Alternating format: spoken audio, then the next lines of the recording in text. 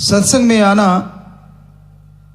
अपने आप में एक बहुत बड़ी बात है। इस कलयुग में यहां भी मिर्च मसाला हो, ठगी, बेईमानी, बुरे बुरे कर्म होते हों, चुगली निंदा होती हो, बिना कहे बिना पूछे लोग वहां पहुंच जाते हैं और सिर जोड़ के बैठ जाते हैं। लेकिन सत्संग, यहां परमपिता परमात्मा की चर्चा होती हो, वहां आना अपने आप में बड़ा ही मुश्किल है। यह कलयुग है और कलयुग में बहुत तकलीफ होती है जब कोई सत्संग में आके बैठता है। अलूणी सिल जिसमें नमक मिर्च नहीं है। दूसरे शब्दों में आज के बच्चों के अकॉर्डिंग उनको लगता है या धूम धमाका ना हो, कोई फायदा नहीं वहां बैठने का। पर फिर भी बहुत भाग्यशाली और भाग्य बना लेते हैं जो सत्संग में आके बैठा करते हैं। हर इंसान यही सोचता है कि पहले मेरी दुनियावी तरक्की हो, दुनिया में मुझे फायदा हो, फिर ही मैं मानूंगा कि अगले जहान में भी कोई फायदा होगा। खेतीबाड़ी करने वाला खेतीबाड़ी, बिजनेस व्यापार, दुकानदार, पढ़ने वाले बच्चे, प्लेयर्स, हर किसी को होता है कि हमें अपने मकसद में, अपने काम धंधे में तरक्की मिले तो ही परमपिता परमात्मा को मैं मानूंगा। और यह 100% सच है कि अगर आप वचनों के पक्के हो और दृढ़ यकीन रखते हो तो जरूर जरूर आपको आपके हर फील्ड में तरक्की मिलनी ही मिलनी है। पर बात यह है कि सुमरण के पक्के होना, रेगुलर सुमरण कीजिए। कई बार जैसे बच्चे स्कूल के, कॉलेज के, यूनिवर्सिटी के हमसे पूछा करते, गुरुजी, पिताजी आप कैसे पढ़ते? तो हम कहते थे हम रेगुलर पढ़ते थे। 2 घंटे डेली या 3 घंटे डेली देने ही देने हैं स्टडी को, और फिर कोई प्रेशर नहीं पड़ता, चाहे पेपर आ जाए वैसा ही रहता है रूटीन। आप यकीन नहीं मानेंगे, हम पेपरों में भी क्रिकेट या बाकी के गेम जितने भी होते थे सारे खेला करते थे, और नहीं तो अकेले ही शॉर्ट पुट फेंका करते थे, जेवलिन फेंक ली, डिस्कस फेंक ली या हैमर थ्रो कर लिया। कारण कि दोनों का रूटीन था। अर्ली मॉर्निंग 3 से 5, 4 से 6 या 3 से 7, 4 से 7 ऐसे पढ़ते थे। 3 घंटे 2 घंटे पक्का था डेली। बाकी स्कूल में जो पढ़ाई चलती वो एक अलग बात है। तो उस तरह से वो एक रूटीन बन गई, और साथ में गेम डेली खेलना, और साथ में एग्रीकल्चर के काम, सारी खेती बाड़ी संभालते थे। तो इतना अपने आप को बिजी रखते थे। और फिर नींद का वही टाइम जो गांव में होता था, जल्दी सोना, जल्दी खाना, जल्दी उठना। उससे क्या है, जब बच्चे अब जब पेपर आ जाते हैं तो प्रेशर नहीं पड़ता। अदरवाइज कई प्लेयर तो ऐसे होते हैं, उनकी किताबें पढ़ी होती हैं, उन पे रेत चढ़ जाता है, मिट्टी चढ़ी होती, धूल चढ़ी होती, पेपरों के पास आ गए हाथ मारते धूल उड़ती है, अच्छा पढ़ना पड़ेगा, मर गए। और कई रूटीन नहीं बनाते, बहुत टाइम पड़ा, छोड़ना यार, और बातें करेंगे, ये है वो है। नहीं, आप यकीन मानो, अपने जो एमएजी स्कूल हैं, गुरुकुल है, एमएजी गुरुकुल, जितने भी स्कूल हैं, कॉलेज हैं, हमने शुरू से बच्चों को ये शिक्षा दी कि बेटा डेली पढ़ा करो। और हमारे ज्यादातर बच्चे इसको फॉलो करते हैं, और उनके चेहरों पे हमने सिकिन नहीं देखी चाहे पेपर आ जाए, क्योंकि डेली का रूटीन है और याद पहले ही है। उसको पता नहीं कितनी बार आपने रिपीट कर लिया, रिवीजन कर लिया, तो नेचुरली जो बात इतनी बार याद करेंगे वो दिमाग में बैठेगी। और पेपरों के नजदीक आके एकदम पढ़ना और हाथ पांव फूल गए और फिर बुरा हाल, तो ऐसा नहीं करना चाहिए। तो यूं ही हर कार्य के लिए आप रूटीन में सुमरण करो। एक तो सुबह उठते, वो तो हमारा एक अलग था कि लगातार ही सुमरण करते रहते थे। अब रात को ट्रैक्टर चलाना खेत में, तो सुमरण ही गाते रहते थे, भजन गाते रहते थे, ट्रैक्टर चलता रहता था। तो वो एक रूटीन था। कि सुबह शाम सुमन का वो तो चलता ही रहा, पूरा 24 घंटे ही जुड़े रहते थे सतगुरु मौला से, उनकी रहमत से, उनकी कृपा से। पर चलो आप इतना नहीं कर पाएंगे, हमें पता है। सुमरण करना अपने आप में पहाड़ चढ़ना है, कोई छोटी मोटी बात नहीं है। और जिस बात से रोका जाए उसमें भी तकलीफ मानते बच्चे। तो आप रूटीन बना के रखो कि डेली उठने के बाद आंखों पे पानी लगाना, नींद उड़ जाएगी, फिर अच्छे से पानी पीना है, फ्रेश हो जाएंगे। आपको पहले भी बताया कि हमारा यही रूटीन है। कई बार अर्ली मॉर्निंग भी जाना पड़ता, मान लीजिए 12-11 बजे सोएं तो 2 बजे चलना है, लेकिन ये नहीं कि फ्रेश नहीं होते थे। पानी 2 बजे पिया और फ्रेश हो लिए, वो आदत बन गई कि पानी का मतलब उठने के बाद फ्रेश होना है, बॉडी को पता है। तो ऐसे ही आप अपनी बॉडी को सिखा लो। कभी अलार्म हमने नहीं लगाया, क्यों? रात को सोना है, अच्छा 12 बजे सो रहे हैं, 2 बजे उठना है, टाइम पीस को देखा, अच्छा सुइयां यहां आ जाएंगी, उठ जाना है, 5 मिनट उससे पहले उठ जाते थे। अब तो अलग बात है, लेकिन तब की बातें, अब तो जब मर्जी उठ जाएं। तो तब जब बच्चे पढ़ा करते थे हम लोग, तो ये बड़ा आसान सा तरीका। अब 3 बार आंखें बंद करके उस टाइम को देखो, अपने माइंड में बिठा लो कि इस टाइम मैंने उठना है, बस, तो आप यकीनन उठ जाओगे। क्योंकि हमारे अंदर का अलार्म सबसे जबरदस्त है। लेकिन वो अलग बात है, अब करवट मारी, नहीं 2 मिनट और 5 मिनट और, फिर आधा घंटा निकल गया, लेकिन तभी उठ जाओ एक्टिव होके तो उठ गए। तो इस तरह से आप सुमरन का टाइम, चलो पढ़ने वाले बच्चे पेपर हैं, 5 से 15 मिनट जो भी आपको लगे, पानी पी के फ्रेश होके उसके बाद बैठ के आप 5-7 मिनट सुमरन करें। 15 मिनट कर लें और भी बढ़िया है, गजब है। फिर थोड़ा पानी पी के घूम ले, नारा लगा के पढ़ना शुरू कर दें, तो यकीन मानो जो याद करोगे वो ज्यादा दिमाग में बैठेगा। और दूसरी तरफ कोई भी काम धंधा, जमीन जायदाद का, नौकरी, बिजनेस, व्यापार, अब नौकरी है, आप फाइल का कार्य करते, पेंडिंग मत छोड़ो ना, दफ्तर का काम दफ्तर में निपटा के आओ, कोई टेंशन नहीं रहेगी। घर का टाइम घर के लिए दो, बच्चों को, पति को, पत्नी को, माँ को, बाप को, सबके लिए टाइम होगा। अगर दफ्तर का काम घर तक खींच लाओगे तो फिर तालमेल बिठाना बड़ा ही मुश्किल होगा। हम होमवर्क मोस्टली, उदाहरण आपको देना चाहते हैं, स्कूल में ही कर लेते थे। स्कूल में पीरियड होते थे, हमारे टाइम में बोलते थे घंटा, पहला घंटा, दूसरा घंटा, ऐसे बोला, हिंदी में यूं बोला करते थे। तो कुछ पीरियड ऐसे होते थे, घंटे ऐसे होते थे जिसमें खाली होते थे। एग्रीकल्चर का है, किसी में टीचर लेट आया, रिसेस टाइम 45 मिनट का होता था, आधी छुट्टी कहते थे, तो उसको स्पीड से भागना और 15 मिनट में खाना खूना सब निपटा के वापस आ जाते थे। क्योंकि पीने की चीजें ज्यादा होती, घी पी लिया, दालें पी ली, सब्जी खा ली, और रोटी तो एक या मतलब कम खाते थे।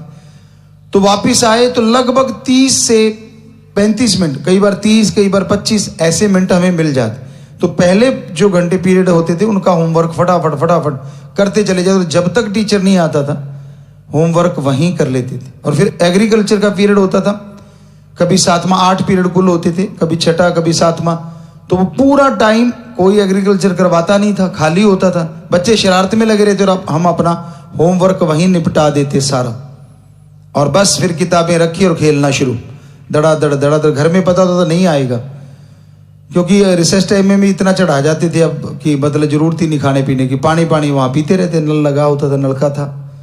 सो तालमेल बिठाना, पता है कि मैंने खेलना है तो मैंने वो टाइम अपना सेट कर लिया। तो ऐसे ही हर बंदा अपना टाइम सेट कर सकता है अगर चाहे तो। पता है दफ्तर जाना है, पता है परिवार को टाइम देना है, तो हम तो जरूर चाहते कि हमारे बच्चे जितने भी नौकरी पेशा हैं या खेती बाड़ी करते हैं, बिजनेस व्यापारी हैं, चाहे कुछ भी करते फिरो, वो काम वहीं निपटाओ। ठीक है, कुछ चीजें होती हैं जो घर में आके जरूरी है, लेकिन पहले आते ही परिवार को टाइम दो। फिर अगर आपको ज्यादा जरूरी है तो शाम का थोड़ा टाइम, घंटा 2 घंटे अपने उन काम के लिए अलग से रख लो, कि परिवार को भी पता हो कि ये टाइम अब अपने काम के लिए लगाएंगे। रूटीन बना लो बस। लेकिन आप आते हो वहीं से घिसे पिटे, और आते फिर घर में भी किच किच किच किच, मैंने ये दफ्तर का काम फला, क्यों वहां से डांट पड़ी होती, काम ढंग से करते नहीं, आप आके फिर घर वालों को डांटते हो, चाहे आप पति हो चाहे पत्नी हो। क्यों? घर की मुर्गी दाल बराबर, बाहर तो कोई सहता नहीं, बाहर तो मुंह मोड़ देंगे अगले, और घर वाले पे या घरवाली पे रोब मारना बड़ा आसान है कि है ऐसा वो सुनाया करते हैं कि कहता जी मैंने भी सोचा सारे रोब मारते मैं भी मार लूं। हंसने की बात सुनाता था एक हमारे यहाँ सेवादार, तो कहते मैंने जाके कहा कि सारे से सुना कि रोब मारते, मैंने मारा रोब कि गर्म पानी दे, कहते नहीं दूंगी, फिर कहते ठंडे से ना लूंगा। तो मतलब दोनों ऑप्शन तैयार रखा करो, अगर पहला ऑप्शन ना ही हो तो ज्यादा अच्छा है। और हम हमारी निजी जीवन की बात करें, हमने कोई ऑप्शन रखा ही नहीं, क्योंकि मौका ही नहीं देते थे, अपने काम आप ही करने हैं। 2 बाल्टियां उठाई, पूरी 15-15 या 20-20 लीटर की होती थी, छत पे ले गए और सोना वहीं है। अब पता है कि खेलने जाना है, किसी को पता नहीं चलने देना, खेलने जाके वापिस आके वो नहाए और अपना सो गए। सुबह उठते फ्रेश हैं क्योंकि नहा के सोए हैं, ताजा मुंह धोया, हल्का सा पानी लगाया आंखों की, फ्रेश हुए, मालिक से जुड़े और चल भाई कोई भी काम करना है, चल जाते थे। सो आप रूटीन जरूर बनाओ अपनी जिंदगी का, वरना जिंदगी बेरस हो जाती है। जिंदगी में बहुत चीजें आपको टेंशन देंगी, परेशानियां देंगी, मुश्किलें देंगी। तो जिंदगी का रूटीन बना के रखो। जैसे हम हर बॉडी में ये कहते रहे कि जो भी आप खर्चे करते हो उसको लिखा करो, एक छोटी सी डायरी लगा के रखो। हमारे पास थी एक बही होती थी, एक छोटी सी डायरी होती थी, हर समय जेब में। जब बेपरवाह जी ने बुला लिए तो बच्चों ने, बिटिया ने भी पढ़ा। उस डायरी थी छोटी सी, और उसमें हमारे उस टाइम के हर दिन का रूटीन, लगभग खर्चा जो होता था वो उसमें लिखा होता था। और बड़ी पढ़ के हंसी भी आई इनको। 1 रुपए का टूथब्रश लिया, क्योंकि अब 74-75 में तो इतना ही चलता था वो, या इतने पैसों का, या इतना ये किया वो किया, कहाँ चाय ली, कहाँ कुछ खाया, हर चीज उसमें दर्ज थी। और आके वो खर्चा जोड़ के चढ़ा देते थे बही पे कि आज इतना खर्चा हुआ, डिटेल उसकी थोड़ी सी ब्रैकेट में दे देते थे। तो ये तब की बातें, बेपरवाह जी ने एक बार वो फरमाया था, पुराने सत्संगी उस बॉडी में सुना होगा। आज आपको पता नहीं कितनी बार कह चुके हैं इस बॉडी में बेपरवाह जी ही कहलवाते, पता नहीं कितनी बार, कि एक डायरी जरूर लगा के रखो। जो खर्चे होते हैं घर गृहस्थी, खास करके जो मुखिया है उसका तो फर्ज बनता है, वैसे सभी का ही, कि जो जो खर्चे होते हैं लिखते रहो। कई कहते हैं ना पैसे आते हैं पता नहीं कहां चले जाते हैं, हम गारंटी देते हैं 100% पता होगा कहां चले जाते हैं। अब लगाते टाइम, जैसे बेटियां कह रही थी एटीएम देना, कितना ठोक दिया खर्चा पता ही नहीं। तो अब कोई भी चीज आप खर्चते हो, आखिर स्ट्रगल आपको ही करना होगा। आने वाले टाइम में परेशानी तो आपको झेलनी है, तो क्यों ना, मालिक ना करे आप पे कोई ऐसा समय आए, लेकिन एक पैसा ऐसा रखना भी चाहिए कि कोई टाइम आता है अपने को जरूरत पड़ती है। जरूरी नहीं माड़े टाइम के लिए, अच्छे टाइम के लिए भी रख सकते हो कि आप भला भी करेंगे, आप ऐसा ऐसा कर सकते हैं। अब साइकिल से स्कूटर लेना है तो आपको जेब खर्ची तो कम करनी पड़ेगी ना। कई तो चलो मुंह में सोने का चमच लेके पैदा होते हैं, उनको तो पता नहीं चलता, पर कई ऐसे होते हैं कि एटपारी सौदा चलता है, तो पैसा बचाना पड़ेगा। खाने में कॉम्प्रोमाइज ना करो, हमारा ये कहना है कि सही ढंग से खाओ। पहनने में कर लो, थोड़ा करना है, और चीजों में कर लो, घर खर्चों में कर लो। एक चादर बहुत देर चल सकती है, 15 चादर लाके रख दी, क्या सिर में मारोगे? 2 चादर रखो, एक बिछा ली, एक धो ली, क्या फर्क पड़ने वाला है? क्या वो बेड कह देगा कि तू वही चादर क्यों बिछाता, मैं तो रूठ गया? क्या गद्दा निकल के भाग जाएगा कि मेरे पे फिर चादर वही बिछा दी? नहीं भागता। और आप सच सच बताना, 15 चादर आपके पास है, रोज नई बिछा लो, चाहे कितने दिन आपको नई लगेंगी? 15 दिन। उसके बाद लगे अच्छा वही चादर है। इसकी आपके हिसाब से तो 365 चादर होनी चाहिए, रोज की एक बदले। तो अच्छा नहीं, 2 ही रख लो, 4 रख लो, चलो ज्यादा ही है, एक धो ली, एक बिछा ली, बात खत्म। अरे अपने देश में ऐसी भी जगह देखी थी हमने, आज तो नहीं कह सकते, बहुत पहले की बातें, यहां लोग चद्दर ही ओढ़ते थे और चद्दर ही बिछाते थे, सोच के देखो। और मिट्टी की रोटी खाते देखा उनको घास में मिला के। ये 90 की बातें, 90 के बीच की, 2000 के बीच की, आदिवासी एरिया में। तो उनसे आपकी जिंदगी कितनी बेहतर है। बिना वजह अगर आपकी तमन्नाएं नहीं बढ़ती, इच्छाएं नहीं बढ़ती, तो कोई कुछ नहीं कर सकता। कितना भी पैसा लेते रहो, कुछ भी करते रहो, क्योंकि हमने ये सारा समय देखा। आप सोचोगे पिताजी आपको क्या पता गरीबी क्या होती, हमने गरीबी देखी है, गरीबी में जिए हैं। चाहे कितनी ज्यादा जमीन थी, लेकिन नहरें आई थी। 67 में हम पैदा हुए, राम जी की कृपा से 67 में ही नहरें आई थी आसपास उसके। तो बंजर बिरान जमीन, बरानी जमीन थी, बरसात होती तो फसल हो गई। तो उस समय हमने रोटी पे मिर्च रख के खाते देखा है, हमने खुद खाया है। चटनी वगैरह रखनी, वो खानी, सब्जी एक बार बनती दिन में, वो भी क्योंकि बहुत बड़ा घर था, खेत में सब्जियां हो जाती। और कौन सी सब्जियां? मतीरे हैं, काचर जिन्हें चिब्बड़ बोल दे पंजाबी च, ककड़ी हैं, और खरबूजे कच्चा है, मतीरा कच्चा है, उसका भरता बन जाता, बड़ी सब्जियां बन जाती। और गवार है, गवार की फलियां, गवारा होता तो, चने होते तो चने, उसके साग बन गया, उसकी वो दाने निकाल के छोलुआ, जा जो भी आप बोला जाता है नाम अलग अलग जगहों पे, तो वो बन गया।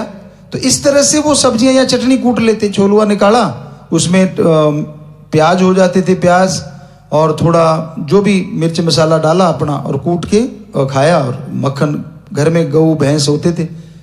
तो कहने का मतलब ऐसा नहीं कि गरीबी देखी नहीं, लेकिन इसका मतलब ये नहीं है कि उसी में खो गए। ये था कि हाँ आपा कुछ कर गुजरेंगे। और एक जब आए, हमने जमीन संभाली थी, 15 बीघे को पानी लगता था। और जब हम बेपरवाह जी ने बुलाया तो जितनी भी जमीन थी एक एक कण को पानी लगने लगा दिया था। साथ में पड़े 32 गेम भी खेलते थे, हर काम करते थे, और डेरे में सेवा करने आते थे। किसी से मिलते नहीं थे, वो तो बाद की बातें हैं जब मिलने लगे। तो अदरवाइज शुरू में आते थे हम तो लगभग 74 से आते थे, पर अपना चुपचाप पलियां खींच के रख दी, पराली इकट्ठी करवा दी, कोई मान बढ़ाई नहीं, कोई निशानी नहीं लेनी, बस ठीक है करना तो करना। बेपरवाह जी के दर्शनों के आशिक। तो कहने का मतलब, जब तक जिंदगी में आप अनुशासन नहीं लाओगे, आप सुखी नहीं रह सकते। छोटी छोटी बातें आपको परेशान करेगी।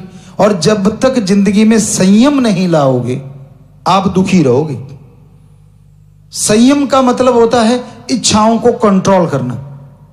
जब आप हद से बाहर जाओगे दुखी हो, हद में रह रहे हो तो सुखी रहोगे। इसलिए भाई, हद में रह के संयम रखो और टेंशन फ्री रहो। मालिक जो कर रहा है अच्छा कर रहा है, जो करेगा अच्छा करेगा। कल ही आपको बात सुनाई थी, जो उस पर अमल करते हैं उन्हें जरूर खुशियां मिलती हैं।